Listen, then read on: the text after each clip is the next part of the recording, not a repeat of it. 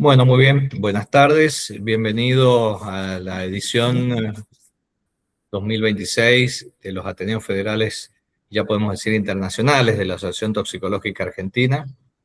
Nos vamos a estar encontrando, como ha sido en los años anteriores, todos los últimos martes de cada mes, la hora 18 a 19 de la República Argentina, y le damos, antes de al disertante, la palabra a la presidenta de la Asociación Toxicológica Argentina de esta nueva gestión, la doctora Flavia Vidal. Gracias, Flavia, y te damos la palabra. Hola, bueno, como siempre, gracias Sergio por la gestión de ponernos la plataforma para hacer los Ateneos. Y me encantó esto de que ahora son internacionales. Así que a partir de ahora, federal internacionales y de acá para adelante. Bueno, le agradecemos muchísimo al doctor Nicolás Anaya Molina por esta presentación y por haber dedicado su tiempo, y bueno, y para instruirnos y todos los días aprender un poquito más. Así que bueno, bienvenido a nuestro lugarcito de la ATA, y a partir de ahora, para adelante, internacional. Sergio, es un compromiso. Gracias. Tal cual. Bueno, muchísimas gracias. Como bien decía la doctora Vidal, Nicolás Anaya Molina es médico especialista, trabaja en el Gobierno Federal de México y nos va a hablar de una temática muy interesante, importante, que tiene que ver con la indicación correcta de los tratamientos para pacientes que se encuentran o las indicaciones farmacológicas que están adecuadas para los pacientes en adicciones. Así que, doctor, muchísimas gracias por habernos elegido para dar su presentación, y le doy la palabra. Muchas gracias. Pues antes que nada, muchas gracias a ustedes. Es la tercera ocasión que voy a participar con ustedes, lo cual agradezco muchísimo. Tengo más de 20 años dedicados a la docencia en este ámbito como tal, del manejo, el tratamiento de los pacientes con consumo de sustancias.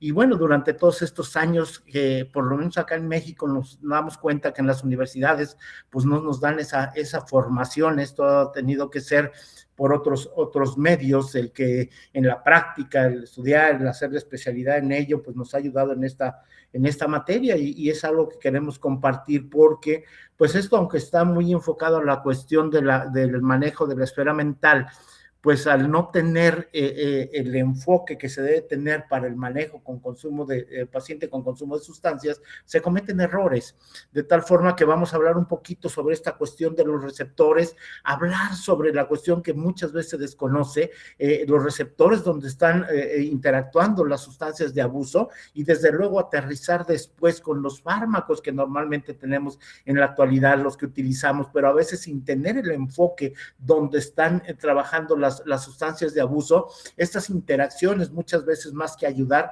complica, genera mayor problema en el consumidor, tal forma que esperemos que esto pues realmente nos ayude a todos y que podamos tener la visión. Mi intención, obvio, no es dar una clase de farmacología, puesto que estoy frente a médicos y me queda claro que la prescripción pues es la del médico. Sin embargo, sí tener como esta visión para poder conocer los aspectos de los efectos de las sustancias a nivel de los receptores con lo de los fármacos. Así que vamos a dar inicio para no retrasarnos más. Bueno, pues para disminuir la posibilidad de iatrogenias es muy importante que el médico conozca los efectos de los fármacos asociados al mecanismo de acción de las sustancias de abuso. Desde los animales con esquema de organización más sencilla hasta los más complejos, se encuentran patrones comunes de organización y de división de funciones que permiten a los organismos reaccionar ante los estímulos del medio que los rodea. Esto es posible gracias a que existen células especializadas que recogen la información externa y la comunican a neuronas, que a su vez se activan para producir una respuesta de acuerdo con esta información recibida. Bien, las neuronas se van a comunicar entre sí por señales eléctricas o por medio de mensajeros químicos de diferentes tipos. Las sustancias químicas pueden tener una acción que puede ser excitadora o inhibitoria. que ejercen al unirse a receptores específicos en células vecinas. En la transmisión química, cuando una neurona se activa, libera una sustancia a la que se le llama neurotransmisor, porque permite una señal entre neuronas y esta puede ser excitadora o inhibidora. La forma de nombrar a las neuronas como pre- y postsinápticas se refiere a la dirección del flujo de la información. Es evidente que un sistema neuronal complejo, una misma neurona, recibe información de varias neuronas y las transmite a otras, por lo cual estos términos son relativos. Existen neurotransmisores de varios tipos. Hay diferentes tipos de receptores según la molécula, sustancia que reciben, con lo cual se les designa el nombre. Por ejemplo, pues tenemos receptores de tipo dopaminérgico, glicinérgicos, serotoninérgicos, colinérgicos, etcétera. Y esto es importante conocerlo porque las sustancias de abuso tendrán una particularidad, una interacción con este tipo de receptores que van obviamente a desencadenar una respuesta. Entonces, el complejo que forma temporalmente el neurotransmisor y el receptor en la membrana sirve como señal para producir cambios en el interior de la neurona postsináptica, los cuales dan por resultado la activación o inhibición de esta célula. No hay que perder de vista que esto sucede simultáneamente entre muchas células nerviosas y que el resultado final se produce por la suma de estos estímulos recibidos. Los fármacos, para dar lugar a un efecto biológico, al margen de llegar al lugar de acción y alcanzar una concentración necesaria en la biofase, la zona del órgano efector situada en la vecindad de los receptores, pues deben de reunir dos propiedades fundamentales: la afinidad y la actividad intrínseca, mismas características que deben tener y que tienen las moléculas de las sustancias de abuso. Hay una afinidad por un receptor y van a tener una actividad intrínseca. La afinidad se conoce como la capacidad que posee un fármaco para unirse con el receptor específico y formar el complejo fármaco-receptor. Y la actividad intrínseca es la propiedad que tienen los fármacos una vez unidos al receptor de poder generar un estímulo y desencadenar la respuesta o efecto farmacológico. Otros la denominan como eficacia. Entonces, aquellos medicamentos que reúnen estas dos características, la afinidad y la actividad intrínseca, es decir, que tienen esa capacidad de acoplarse, pero además tener una respuesta, generar una respuesta, pues los conocemos como fármacos agonistas. Pero si únicamente poseen afinidad por el receptor, es decir, se acoplan a ese receptor, pero no generan una respuesta, no hay una actividad intrínseca, los conocemos como antagonistas. Básicamente en esta imagen estamos viendo estos mecanismos en donde la imagen, la molécula verde, que es el ligando, el primer mensajero que se va a acoplar a un receptor y va a generar modificaciones al interior de la célula a través de segundos mensajeros, en donde nos va a permitir con estas modificaciones que se puedan abrir, que se puedan cerrar canales y pues como les decía yo, las sustancias de abuso tienen también estas características, lo cual permiten la liberación, por ejemplo, de neurotransmisores. Entonces, bueno, pues ya hablando de estas partes, esta estructura, vamos a hablar rápidamente sobre los diferentes receptores donde van a interactuar las sustancias de abuso. Si hablamos, por ejemplo, del cannabis, estos receptores, básicamente el cannabis, la molécula del THC, va a actuar sobre los receptores GABA. Los cannabinoides van a inhibir la recaptura del GABA y lo cual va a producir este efecto sedante que conocemos. También tiene una participación sobre el sistema de dopamina.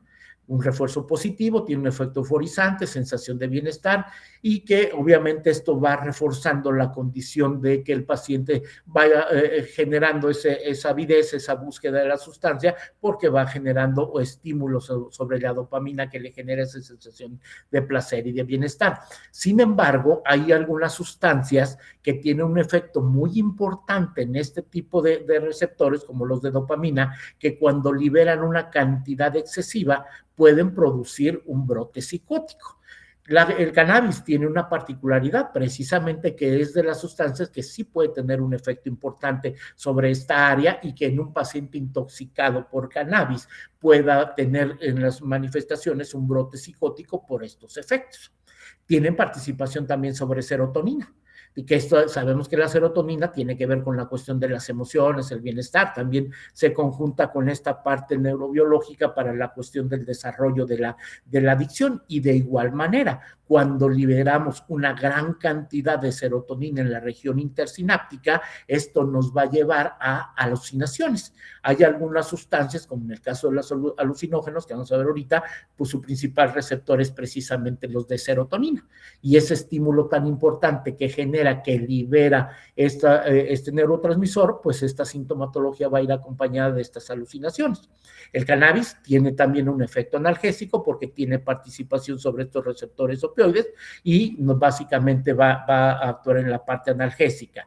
Y en la parte de los neurotransmisores de glutamato, lo que hace es inhibir su liberación. Sabemos que el glutamato es un neurotransmisor excitatorio, pero lo que hace la molécula del cannabis es inhibir su liberación, con la finalidad de reforzar el efecto sedante que tiene esta sustancia, de tal forma que, insisto, es muy importante conocer todos estos receptores donde van a actuar las sustancias, porque clínicamente nos va a ayudar posteriormente para poder considerar la cuestión del manejo farmacológico para el paciente. En el caso del alcohol, también tienen que ver, es un depresor, también tiene una participación sobre los receptores GABA, entra en la parte de las sustancias de abuso porque tiene una participación también sobre dopamina, genera liberación de dopamina, lo cual está generando una sensación de placer, de bienestar, por eso se desarrolla también la cuestión de la dependencia en el paciente consumidor de alcohol. Su estímulo no es tan importante como en el caso de otras sustancias como el cannabis, anfetaminas, etcétera, sobre dopamina, de tal forma que como el estímulo no es tan importante a nivel de dopamina, un paciente que a lo mejor se intoxica por alcohol, pues difícilmente va a llegar a un brote psicótico porque su estímulo en este sistema no es tan relevante como otras sustancias. También tiene una participación sobre los receptores de serotonina, con esta situación que decíamos de el efecto sobre las emociones, etcétera. Tiene también una participación sobre este sistema de este opioide, y de aquí resulta muy importante conocer estos aspectos, porque ahora que se está manejando mucho la cuestión de los dispositivos de naltrexona, tiene de alguna manera la particularidad de bloquear este sistema que generan los endocannabinoides y que generan una sensación de placer, de bienestar, bloquea este sistema de tal forma que, bueno, disminuye estas necesidades, este craving por el alcohol. Y al igual que el cannabis, el alcohol tiene una inhibición sobre los receptores glutamatérgicos, sobre los NMDA, que son excitatorios, hace lo mismo, disminuye la liberación, el efecto de estas sustancias para reforzar el efecto sedante de la sustancia.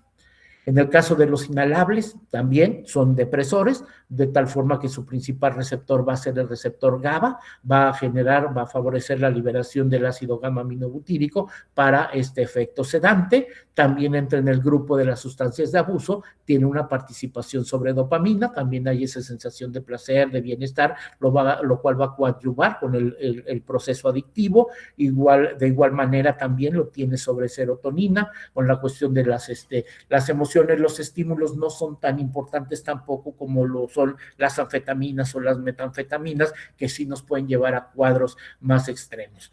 Tiene un efecto sobre los colinérgicos, en este tipo de receptor va a antagonizar el receptor nicotínico, que es excitatorio, lo mismo con los NMDA, que son excitatorios, va a frenar la liberación. El organismo, acuérdense ustedes que siempre va a tratar de mantener un equilibrio. Cuando está rebasando ya mucho el efecto sedante, permite liberar un poco estos receptores estimulatorios para que puedan liberarse los neurotransmisores y se mantenga un equilibrio. Van a tener un efecto también sobre receptores de glicina, que también estos son inhibitorios. Si hablamos de cocaína, por ejemplo, la cocaína tiene efectos sobre receptores alfa y beta. Por eso es que, por estos mecanismos que tiene la cocaína, pues obviamente dentro de sus manifestaciones tenemos pues el aumento de la frecuencia cardíaca, de la presión arterial, etcétera, por el efecto sobre estos receptores. Y el conocerlos, el saber dónde está trabajando también en la parte farmacológica, nos ayuda a veces a evitar errores y saber dónde está trabajando. Vamos a comentar un poco más adelante, que es sumamente importante conocer estas cuestiones. Obvio, como una sustancia de abuso, también está participando sobre el sistema de dopamina, genera una sensación de placer, de bienestar con la liberación de ella, y lo mismo, la cocaína sí tiene un mayor estímulo sobre este tipo de receptores, lo cual puede generar una gran descarga de dopamina, y ese exceso de dopamina en la región intersináptica nos va a llevar a un brote psicótico, de tal forma que un paciente intoxicado por cocaína puede tener en sus manifestaciones un brote psicótico asociado al efecto que tiene sobre serotonina, que les decía yo que cuando se libera una gran cantidad de serotonina, entonces nos va a llevar también a las alucinaciones. Entonces este componente pues está dado por los efectos donde está trabajando la cocaína. Si hablamos sobre los receptores de las drogas de diseño, que sabemos básicamente que tienen diferentes componentes, diferentes sustancias que están inmersas en este tipo de sustancias, pero las que tienen la mayor relevancia, su principal composición, pues finalmente son las anfetaminas y las metanfetaminas que están involucradas en la composición de estas sustancias. Estas sustancias también tienen un efecto a nivel de alfa y beta adrenérgico, por eso también, pues obviamente pueden tener situaciones de hipertensión arterial, arritmias, eventos vasculares, etcétera, por esos efectos que tienen. De igual manera, por ser una sustancia de abuso, tiene esta participación sobre las áreas de dopamina, sobre este sistema, generando una sensación de placer, de bienestar. Lo mismo sobre serotonina. Su estímulo sobre este tipo de receptores es mucho más importante que a lo mejor el que tiene el alcohol, el que tienen los inhalables, etcétera, de tal forma que también es muy probable que un paciente intoxicado por este tipo de sustancias, pues obviamente en el cuadro clínico aparezcan los brotes psicóticos acompañados de alucinaciones por estos receptores donde están participando estas sustancias. Si hablamos de los opiáceos, tienen un efecto también a nivel de GABA. Los opiáceos a dosis altas nos van a inhibir, por ejemplo, la liberación de GABA. Una sobredosis de opiáceos nos puede llevar a crisis convulsiva porque obviamente está inhibiendo la liberación del GABA. También entran al grupo de las sustancias de abuso porque tienen participación sobre dopamina y tienen esa sensación de placer, de bienestar. Y bueno, sabemos que en los diferentes receptores opioides, los MU1, los MU2, etcétera, que de hecho en el caso de los MU2 que están básicamente a nivel de bulbo respiratorio, por ejemplo, estos medicamentos que son básicamente analgésicos, muchas de las veces los ponen como con un efecto depresor, pero básicamente son analgésicos. Lo que sí puede generar es una depresión respiratoria e incluso el paro respiratorio por esa saturación que se puede generar a nivel de los MU2 que están en el bulbo respiratorio, ¿no? Entonces, cada uno de estos receptores a nivel de receptor opioide K, el delta, incluso tienen participación sobre los canales de calcio, sobre potasio. Si hablamos de los alucinógenos, tienen una participación en el sistema simpático. El efecto simpático de los alucinógenos produce dilatación de las pupilas, aumenta la fuerza y la frecuencia de los latidos del corazón, dilata los bronquios, disminuye las contracciones estomacales, estimula las glándulas suprarrenales. Desde el punto de vista psicológico, nos prepara para la acción. El funcionamiento del sistema nervioso simpático está asociado con la percepción de un estímulo de carácter emocional no neutro. La hiperhidrosis, sudoración excesiva, también están dentro del grupo de las sustancias de abuso porque tienen participación sobre dopamina. Entonces tienen un refuerzo positivo, están generando esta sensación de placer, etcétera. Los alucinógenos también tienen un estímulo importante sobre dopamina, por eso una intoxicación por alucinógenos dentro del cuadro clínico está la consideración de que pueda presentar un brote psicótico. Tienen efectos sobre los receptores colinérgicos, los alucinógenos tienen un efecto anticolinérgico, por lo que producen midriasis, una dilatación pupilar. Y los alucinógenos también van a tener una participación precisamente sobre la serotonina. Su principal receptor donde tiene ese mayor efecto es a través de los receptores de serotonina. Entonces, obviamente, el paciente cuando consume, el consumidor que consume los alucinógenos, ese efecto tan importante que tiene sobre serotonina lo lleva a estos cuadros de alucinación porque ese estímulo es importante. Si hablamos sobre los receptores de nicotina, también tiene una participación sobre el sistema simpático, va a tener también este efecto, por eso es que en el caso del tabaco se desarrolla también la dependencia, porque tiene como sustancia de abuso una participación sobre el sistema de dopamina, generan esta sensación de placer, de bienestar, y que van generando estos cambios neurobiológicos para poder establecer, desarrollar un proceso adictivo.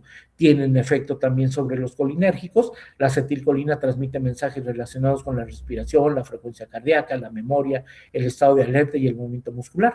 La nicotina afecta la función de la acetilcolina y aumenta la frecuencia de estos mensajes. Entonces, ya una vez conociendo los receptores donde están participando estas sustancias de abuso, vamos a hablar un poquito, voy a poner algunos ejemplos sobre estos cuidados, esta observación que tenemos asociando el efecto farmacológico con la cuestión de los efectos de las sustancias.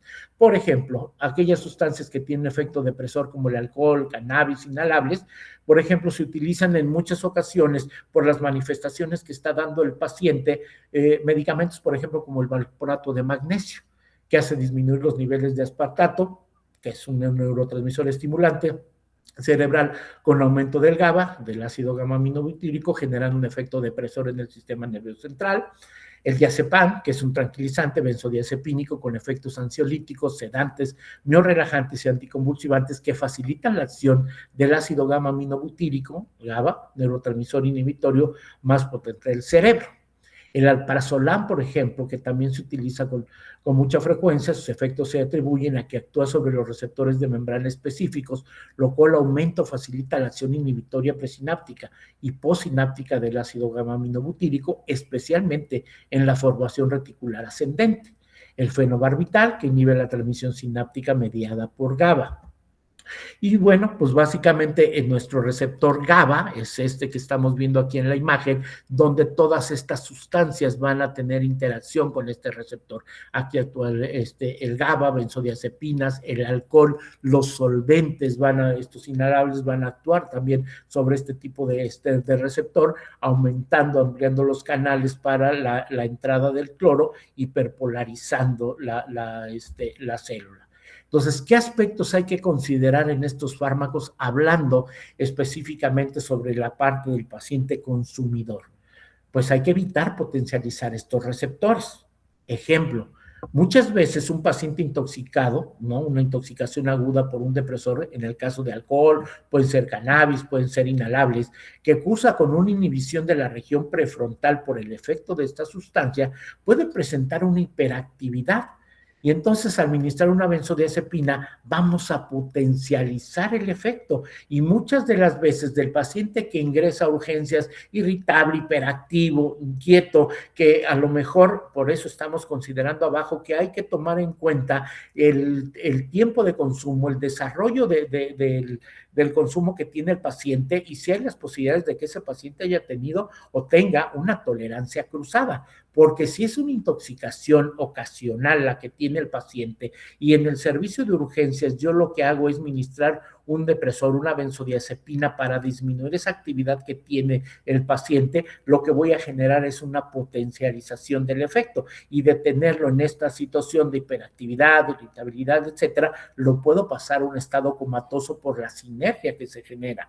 Entonces, si el paciente tiene una tolerancia cruzada, que sabemos que una tolerancia cruzada es cuando se desarrolla tolerancia a una sustancia, en este caso el alcohol, quizá ya es un paciente que tiene un consumo crónico, que dentro de los patrones de consumo puede ser que ya esté el paciente en una dependencia al consumo de alcohol, es un paciente que normalmente ya desarrolló una tolerancia, y normalmente esta tolerancia cruzada es porque se hace tolerancia a otras sustancias que tienen el mismo receptor donde están participando, es decir, si el alcohol actúa sobre GABA y utilizamos una benzodiazepina que actúa sobre GABA, la tolerancia cruzada nos da cierto margen, ¿no?, de seguridad. Sin embargo, siempre hay que actuar con cautela por estas condiciones de que se pueda potencializar el efecto. Ahora, si hablamos, por ejemplo, de medicamentos antidepresivos, que también son muy usados en este tipo de pacientes porque cursan con trastornos depresivos, ya vimos que tienen todas las sustancias interacción con los receptores de serotonina. En el caso, por ejemplo, de las anfetaminas, metanfetaminas, le decimos que tiene un efecto de caballo de Troya, porque las anfetaminas, las metanfetaminas, en su forma fisicoquímica, está muy relacionada a este tipo de neurotransmisor. Y la neurona serotoninérgica toma la molécula de estas sustancias y la ingresa al interior de la neurona serotoninérgica, generando lisis, generando daño. A veces no solamente el trastorno depresivo que se genera en el paciente es fisiológico, también tiene que ver con la cuestión anatómica, porque se afecta la estructura neuronal y no permite ya tener una función. A veces el manejo de este tipo de pacientes es complicada por eso. Pero bueno, vamos a ver unos ejemplos. La amitriptilina inhibe la recaptación neuronal de serotonina y noradrenalina de la sinapsis en el sistema nervioso central, lo que aumenta su disponibilidad de la sinapsis para causar neurotransmisión a la neurona sináptica posterior. La fluoxetina, por ejemplo, que pertenece a la clase de medicamentos llamados inhibidores selectivos de la recaptación de serotonina, su acción consiste en aumentar la cantidad de serotonina, una sustancia natural del cerebro que ayuda a mantener este equilibrio. La sertralina actúa inhibiendo la forma selectiva de la recaptación de serotonina en la membrana presináptica neuronal, con lo que se potencia el efecto de este neurotransmisor. Su efecto es muy leve sobre la recaptación neuronal de noradrenalina y dopamina. La venlafaxina, que pertenece a una clase de medicamentos llamados inhibidores selectivos de la recaptación de serotonina y norepinefrina. El escitalofram, que pertenece a una clase de antidepresivos llamados inhibidores selectivos de la recaptación de serotonina, es decir, todos ellos actúan en este proceso depresivo que pueda tener el paciente. Pero ¿qué aspectos desde el punto de vista del paciente consumidor, del paciente adicto, tengo que tomar en consideración antes de prescribir un antidepresivo? Bueno, son fármacos utilizados para los trastornos depresivos. Sin embargo, en pacientes que están aún en consumo activo, es decir, aún no suspenden el consumo, y en aquellas sustancias que favorecen la liberación de serotonina, ya lo hablamos, como en el caso del cannabis, cocaína, metanfetaminas, alcohol, alucinógenos, que están aumentando la liberación de serotonina, y lo que yo hago al prescribir antidepresivo, voy a potencializar la cantidad de serotonina que se encuentra en la región intersináptica, y esto me puede llevar a situaciones, por ejemplo, de un síndrome serotoninérgico generado por ese sinergismo. Entonces, siempre antes de prescribir, tengo que tomar en cuenta estas consideraciones. Si el paciente está consumiendo, si está activo, pues obviamente tengo que tener cuidado, porque lo que puedo hacer es potencializar, hacer un sinergismo y generar mayor problema. Si tiene, estamos viendo en la imagen del lado izquierdo, pues obviamente algunos receptores donde se está liberando serotonina, está haciendo su efecto muy diferente de la otra imagen donde hay una descarga importante, y que nosotros, bueno, si no tomamos en cuenta, si el paciente, por ejemplo, está utilizando metanfetaminas, hachas, MDMA, etcétera, y está generando una liberación importante de serotonina, y le damos un fármaco que va a aumentar esa descarga, pues entonces obviamente podemos llevar a complicar al paciente por no tomar en consideración este tipo de cuestiones. Entonces, los síntomas del síndrome serotoninérgico son variados y pueden incluirse agitación, confusión, aumento de la frecuencia cardíaca y presión arterial, sudoración intensa, temblores, rigidez muscular, espasmos musculares involuntarios, mioclonus, fiebre y pupillas dilatadas. Si experimenta síntomas graves como alta temperatura corporal, temblores intensos, dificultad para respirar, pues obviamente es fundamental que sea el médico el que tenga que tomar cartas en el asunto, quien atienda, y si nosotros lo estamos generando, pues cuidado, ¿no? Por eso es que es muy importante siempre tener la certeza de cuál es la situación con el paciente antes de prescribir. Si nos vamos, por ejemplo, a considerar medicamentos con antagonismo serotoninérgico, porque muchas veces en estos cuadros de las intoxicaciones de sustancias de abuso que están generando una liberación de serotonina importante, pues muchas de las veces es necesario utilizar un antagonista para disminuir esas manifestaciones clínicas que tiene el paciente. Y bueno, pues tenemos algunos fármacos como el endoacetrón, inyectable de 8 miligramos, que pertenece a una clase de medicamentos llamados antagonistas de receptores de serotonina, el dolacetrón, que pertenece a una clase de medicamentos llamados antagonistas receptores de serotonina 5-hidroxitriptamina, al bloquear esta acción de la serotonina, la ciproheptadina, el granicetrón, que son básicamente medicamentos que en un momento dado pueden ser utilizados como herramientas si es que estamos viendo que el efecto principal es a nivel de las neuronas de serotonina y una gran descarga de serotonina y me está llevando a estas manifestaciones. Ahora, otro ejemplo, tenemos por ejemplo también medicamentos conocidos como neurolépticos o los antipsicóticos, que muchas de las veces también en estas situaciones de clínicos de los pacientes consumidores, pues muchas veces también están ya con alteraciones mentales importantes, en donde normalmente pues el psiquiatra por estas condiciones, esta irritabilidad, estos cuadros que se generan, que pueden llegar incluso a esta psicosis del paciente, pues lo que se hace es normalmente dar un neuroléptico. Sin embargo, en el paciente adicto hay que tomar en consideración los efectos. ¿Por qué?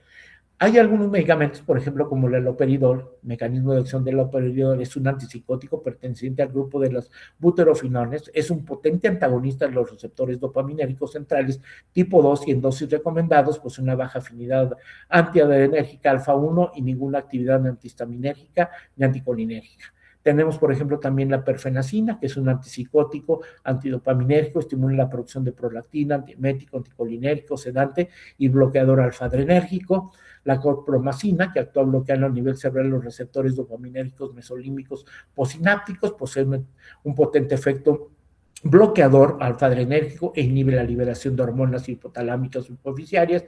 La olanzapina, que también es un neuroléptico que se utiliza con mucha frecuencia. Básicamente lo que están haciendo estos medicamentos pues es bloquear los receptores de dopamina para disminuir, porque esa gran cantidad de dopamina que se liberó me está llevando a un paciente al brote psicótico. Ahora, ¿qué hay que considerar en el paciente adicto? Lo mismo, si es un paciente que está activo, si es un paciente que está consumiendo, o si es un paciente sobre todo que está entrando en la etapa de abstinencia, que está dejando de consumir.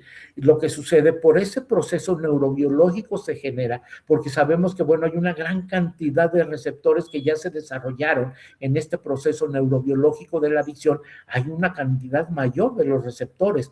Entonces, bueno, por ejemplo, en el craving, pacientes que se encuentran en una abstinencia temprana, el uso de estos medicamentos, al bloquear los receptores de dopamina, nos van a incrementar de forma importante el craving. ¿Por qué? Porque si es un paciente que está dejando de consumir, obviamente la cantidad de dopamina va a disminuir porque ya no vamos a tener el mismo estímulo porque está dejando de consumir esa sustancia que liberaba una gran cantidad de dopamina. Entonces, al disminuir las cantidades de dopamina en la región intersináptica, clínicamente se traduce en ¿qué? En craving. ¿Y qué es el craving? El deseo intenso de consumir una sustancia. Bueno, pero si por esa necesidad del consumo el paciente está muy irritable, el paciente está con una condición mental importante y que, bueno, pues nosotros estamos solamente considerando esta cuestión mental sin considerar la parte adictiva, lo que hacemos con el neuroléptico es bloquear totalmente los receptores de dopamina.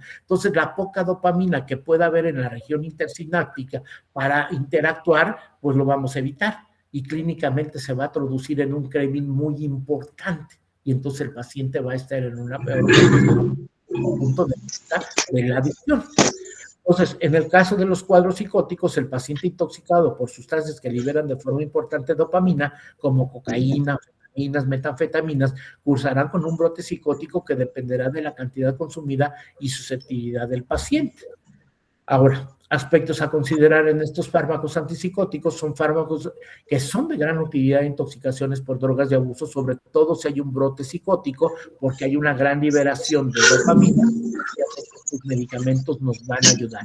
Pero si el paciente está con craving, los fármacos no deben utilizarse en la abstinencia.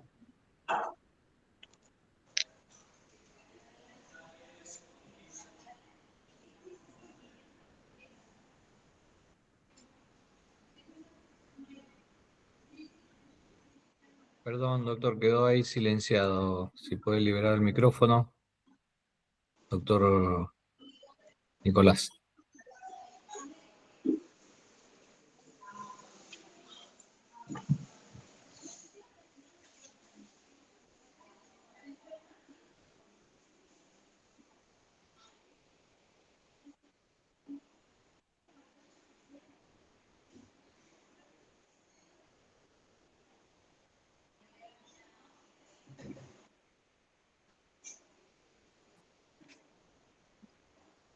Doctor Nicolás Anaya, quedó ahí silenciado, quedó muteado. No sé si puede liberar el micrófono.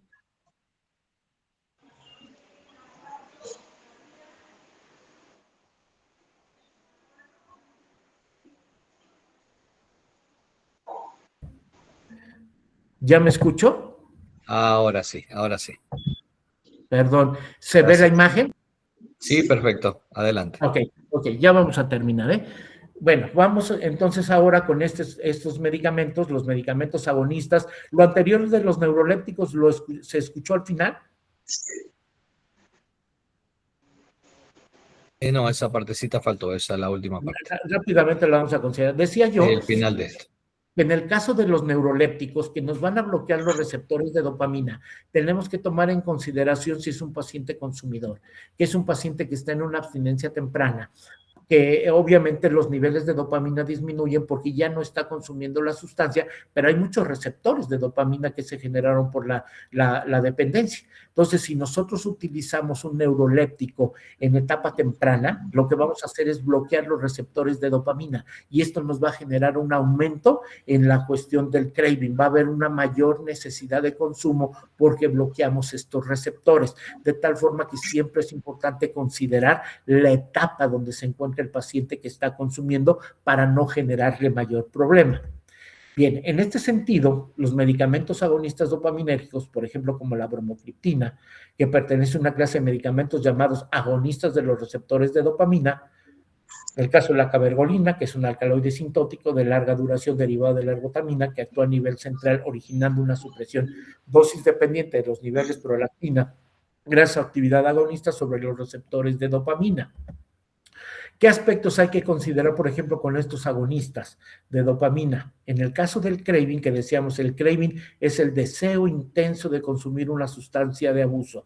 El paciente que está dejando de consumir, obviamente va a tener un craving intenso, va a tener una necesidad de consumir. ¿Qué es lo que ha estado generando que él esté consumiendo? Que los niveles de dopamina bajen y entonces vuelve a, como empieza a tener sintomatología, ansiedad, inquietud, deseo de consumo, vuelven a consumir para ocupar los receptores, sobre todo de dopamina. Entonces, cuando el paciente está dejando de consumir y está teniendo ese craving, está teniendo esa necesidad de consumo, en lugar de que el paciente siga consumiendo, vamos a considerar quizá medicamentos que tengan este agonismo, como son estos agonistas dopaminérgicos, para interactuar sobre los receptores de dopamina, que puedan de alguna manera disminuir este craving que está teniendo el paciente. Ahora, por ejemplo, en los medicamentos antiepilépticos, como la carbamazepina, que es un medicamento antiepiléptico que bloquea los canales de sodio, estabilizando las membranas neuronales, hiperexcitadas, inhibiendo las descargas neuronales repetitivas, reduce la liberación de glutamato y asimismo disminuye la estimulación de receptores de NMDA. Ha sido de utilidad con buenos resultados, por ejemplo, para pacientes con consumo de cannabis. Sin embargo, siempre hay que valorar la condición del paciente, sus características, las sustancias que está utilizando. Por ejemplo, el topiramato, que modula la conductancia o voltaje dependiente de sodio y aumenta la entrada de cloro estimulada por GABA. Este aumento del flujo de cloro mediado por GABA puede representar un mecanismo que contribuye al impacto del topiramato en el control del dolor neuropático. Al actuar sobre los receptores GABA, actúa como un inhibidor del sistema nervioso. El topiramato se ha utilizado para tratamiento del paciente con consumo de alcohol. La literatura habla que ayuda para la apetencia de alcohol. Ya ahorita que estuvimos hablando sobre los receptores donde están participando la sustancia, ¿qué es lo que nos genera en realidad la apetencia a las sustancias? Ese estímulo que se estuvo generando sobre dopamina. ¿Y dónde actúa el topiramato? Pues a nivel de GABA. Entonces, bueno, no hay que perder de vista que el topiramato, al actuar sobre receptores GABA, ayudará al paciente cuando curse con ansiedad y la ansiedad lo lleve al consumo de alcohol. Sin embargo, hay que considerar que el alcohol actúa también en el sistema de recompensa, por lo que si el paciente con consumo de alcohol cursa con craving, este último no dará resultados óptimos sobre el craving. Por eso, insisto, es muy importante conocer los receptores donde se están trabajando, donde actúan las sustancias, donde está actuando el medicamento, para saber si realmente va a ser de utilidad. Bien, ansiolíticos no benzodiazepínicos, por ejemplo, la hidroxicina, que es un antihistamínico con un efecto ansiolítico, ha dado buenos resultados para poder disminuir sintomatología en el paciente. No básicamente sobre la cuestión del agonismo, sobre todo en esta cuestión del CREVI, porque ya dijimos quién tiene que interactuar aquí es pues en el sistema de dopamina, o en un momento dado con agonistas de dopaminérgicos. Pero si el paciente está cursando con ansiedad por esta situación de abstinencia, es un medicamento que nos ayuda bien para no meterlo a otro tipo de fármacos como benzodiazepinas, etcétera, ¿no? Ahora, fíjense, en el caso de medicamentos, por ejemplo, como los beta bloqueadores, ¿se acuerdan que hablamos sobre las drogas de diseño, anfetaminas, metanfetaminas, en el caso de la cocaína, sobre la cuestión de los beta bloqueadores como el propanolol y el metoprolol? Nuevamente, la importancia de conocer los receptores donde trabajan. Estos actúan bloqueando los receptores beta-adrenérgicos, impidiendo la unión de la adrenalina y noradrenalina, lo que resulta en la disminución de la frecuencia cardíaca, la fuerza de contracción del corazón y la presión arterial. Consideraciones de estos fármacos en el tratamiento de adicciones: recordar que sustancias como la cocaína, clorhidrato, el crack, las metanfetaminas, el MDA, cristal, éxtasis, tienen un efecto alfa y beta adrenérgico. Beta bloqueadores están contraindicados para el tratamiento de estos pacientes, ya que solo bloquean el receptor beta y dejan sin oposición el efecto alfa. Recuerden que actúan sobre los dos, lo que sería suficiente para generar un infarto en el paciente consumidor de sustancias.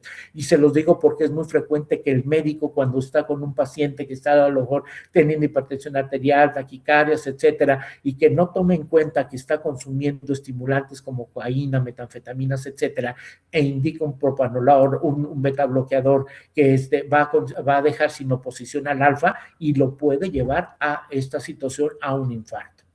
Ahora, ya por último, por ejemplo, el paracetamol, que es un medicamento también que se prescribe de forma indiscriminada, que es un medicamento con propiedades analgésicas y antipiréticas, actúa inhibiendo la síntesis de prostaglandinas en el sistema nervioso central mediante el bloqueo de las enzimas ciclooxigenasas, COX-1, COX-2 y posiblemente COX-3. Reduce la fiebre actuando sobre el centro termorregulador del hipotálamo y eleva el umbral del dolor sin presentar efectos antiinflamatorios significativos. ¿Qué consideraciones debemos tener sobre este medicamento en particular? Por ejemplo, en paciente alcohólico, el consumo de paracetamol en pacientes alcohólicos crónicos conlleva un riesgo significativo elevado de daño hepático severo, una hepatotoxicidad, incluso al utilizar dosis terapéuticas habituales. El alcoholismo crónico altera el metabolismo del hígado, volviéndose más sensible a la toxicidad del medicamento, pudiendo generar hepatitis tóxica, incluso una necrosis hepática. Entonces, en pacientes activos, alcohólicos, crónicos, está contraindicado el uso del paracetamol. Y si nos vamos, por ejemplo, a vitaminas, que también muchas veces dice, pues está consumiendo, está dejando de comer, no, vamos a darle unas vitaminas porque pues sus alimentos no los está haciendo de forma balanceada, adecuada, etcétera, y prescribimos polivitaminas. Cuidado con la vitamina A, sobre todo si se trata de un paciente alcohólico crónico. La vitamina A es un nutriente esencial y liposoluble fundamental para la vista, especialmente nocturna, el sistema inmunológico, la reproducción y la salud de la piel y mucosas. Actúa como antioxidante y se obtiene de fuentes animales, retinol y vegetales, carotenoides, el betacaroteno, ayuda a la formación y mantenimiento de tejidos blandos y óseos. Sin embargo, ¿cuáles son las consideraciones de este tipo de vitaminas? Que la vitamina A es hepatotóxica e induce fibrosis hepática. En el alcohólico crónico disminuye el umbral de toxicidad de la vitamina A y su margen terapéutico, por lo cual no debe de administrarse este tipo de suplementos, sobre todo en pacientes alcohólicos que tengan vitamina A por estas situaciones, y médicamente podemos llevarlos a una complicación por el uso de estas sustancias.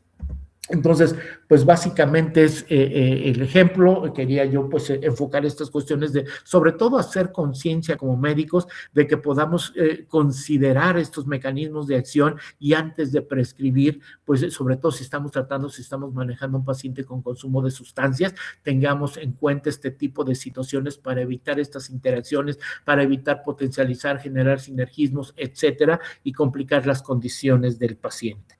Hasta aquí lo dejamos el día de hoy. No sé si hay alguna pregunta, algún comentario que quieran hacer. Muchísimas gracias, doctor Nicolás Anaya. Eh, Realmente clarísimo y toca un aspecto que a veces no se considera, y los que estamos en la parte de formación tanto de grado como posgrado, insistimos, porque hoy no está el viejo paciente que tiene una cardiopatía o un trastorno infeccioso en la visión clínica, sino que son pacientes que están cursando una patología habitual que vemos en el tratamiento, pero que puede ser un consumidor de sustancias, que a veces no llega a esta categoría de una adicción, pero sí es un usuario de sustancias. Y es muy importante esto que usted ha planteado, la interacción que puede existir entre distintos medicamentos, o a veces también esta visión de cardiológica de tratar algún fenómeno de arritmias con beta bloqueantes o una hipertensión, en donde que si es causado por, como bien dijo, cocaína, vemos que esto puede generar un desenlace fatal. Así que yo creo que es muy, muy importante, muy enriquecedor y usar esto para ir brindando esta información a los médicos generalistas que tienen que conocer qué interacciones, efectos secundarios y complicaciones puede tener las asociaciones farmacológicas. Así que realmente excelente y felicitaciones, y queda abierto para quien quiera realizar un aporte o alguna pregunta a esta interesante disertación. Sí, adelante.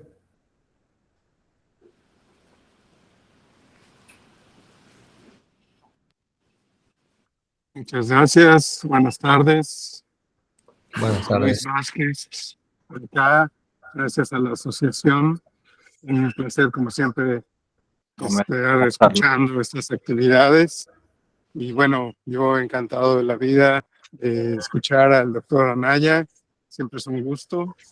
Y bueno, ahora creo que lo que me queda de mensaje, igual que en su momento con las clases durante la especialidad que tuve la fortuna de que el doctor Anaya fuera mi profesor en algún momento, creo que el mensaje clave para mí sigue siendo: hay que analizar de manera muy individualizada las características de las personas a las que nos estamos atendiendo, y sobre todo recomendaciones siempre de tratar de individualizar lo más posible la forma en la que se va a atender, la prescripción, por supuesto, y también las características de las intervenciones a realizar.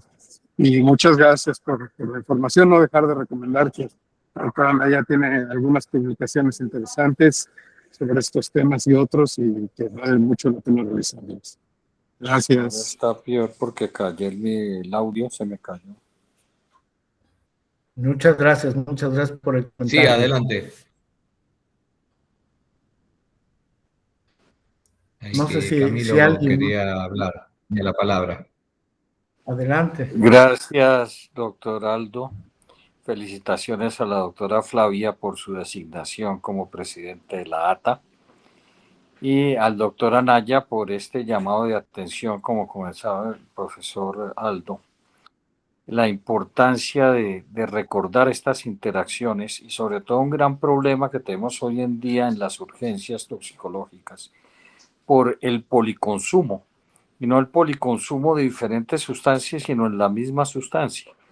En Colombia, básicamente en este momento, con el consumo de lo que aquí llaman los consumidores TUSI, que no es TUSI-B europeo, pero obviamente es un paciente que puede llegar, y cuando logramos tener el análisis rápido, cosa que es poco probable, tenemos que ese TUSI puede tener ketamina, cocaína, fentanilo y otras MDA, más que MDMA, y obviamente todo lo que comentaba el profesor Anaya, pues se va a interaccionar. Y viene la pregunta: ¿con qué vamos a manejar la agitación psicomotora o la psicosis tóxica? Entonces, cada vez tenemos que hacer todo un análisis farmacotoxicológico. Y uno de los dolores de cabeza es poder sentar al colega psiquiatra y al psiquiatra de enlace en urgencias para que pueda entender rápidamente por qué no se aconseja el uno de una u otro psicofármaco. Y la otra situación que también la experiencia nos viene mostrando es que en cada paciente responde de forma diferente a la medicación terapéutica y al asocio. Es muy importante el tema de si el paciente está o no consumiendo, como lo menciona el doctor Anaya. Y en nuestros países, pues tenemos el problema de que los monitoreos biológicos no son tan fáciles en el seguimiento del paciente y muchas veces el paciente no vemos una adecuada respuesta o una cardiotoxicidad en un momento dado que no nos explicamos si es simplemente porque el paciente viene engañando en el manejo multidisciplinario con el consumo. Creo que es un tema en el que hay que ahondar mucho, sobre todo con el personal en formación de pre y posgrado, y especialmente en posgrado de esta parte farmacotoxicológica en los residentes de psiquiatría. Es fundamental. Y cada vez el tema de la adiccionología tiene que irse convirtiendo realmente en una subespecialidad. Primero, porque estos pacientes requieren una gran dosis de paciencia y en el caso de los toxicólogos no muchos cuentan con esa paciencia. Eso era lo que quería comentarles y agradecerles y felicitarlos porque cada vez se abre más el panorama de estos ateneos a toda la región. Muchas gracias, doctor, muchas gracias. Y sí, coincidimos 100% que es los nuevos desafíos que hay por delante. Ahí pedía la palabra la doctora Vidal.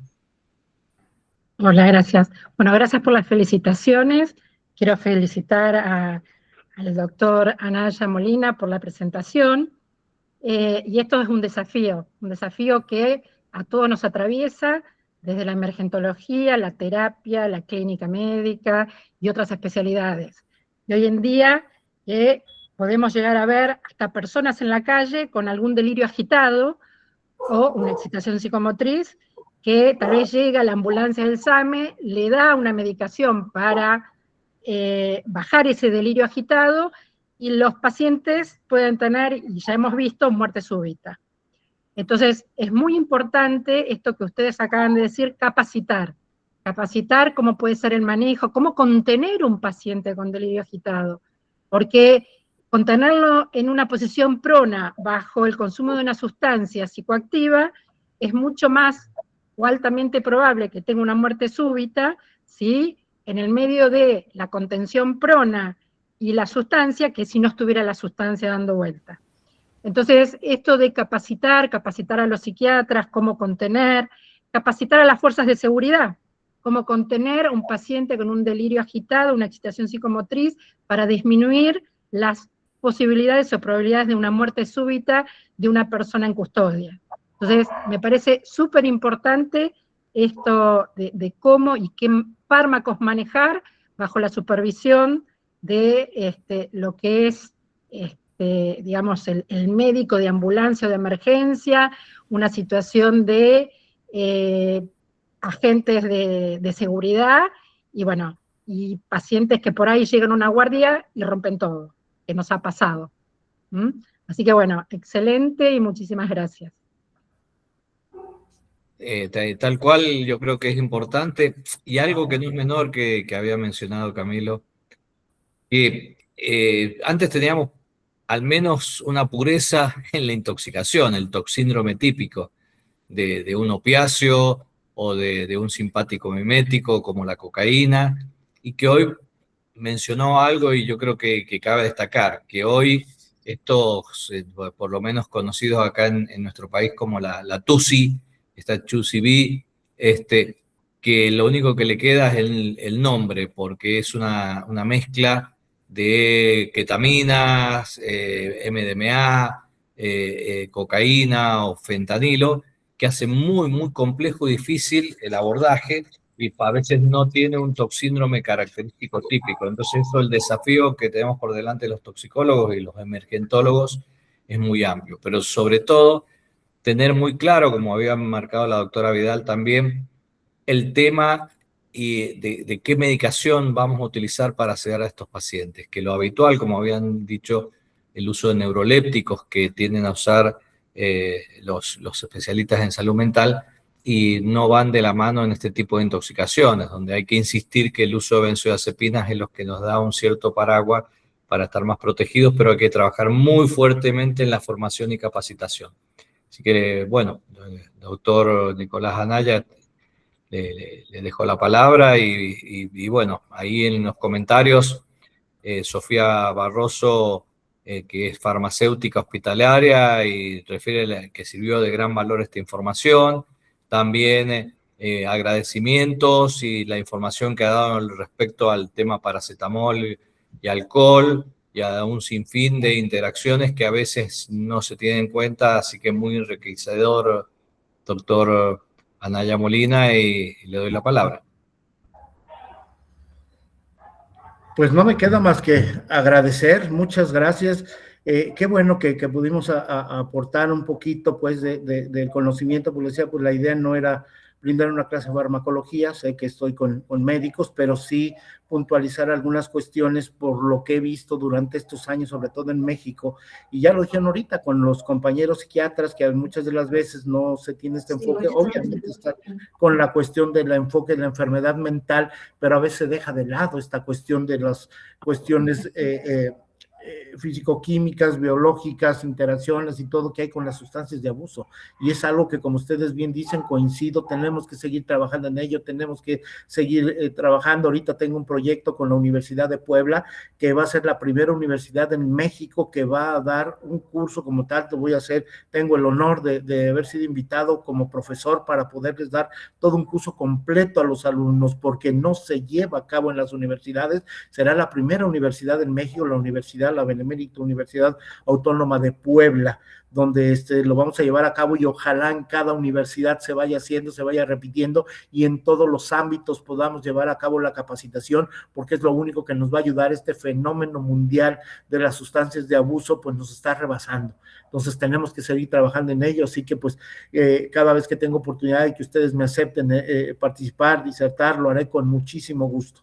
Muchas gracias de verdad por la invitación. Muchísimas gracias, realmente agradecidos todos los que han participado, así que estamos atentos, y usted sabe que tiene las puertas abiertas de nuestra asociación toxicológica, como bien lo ha planteado nuestra presidenta.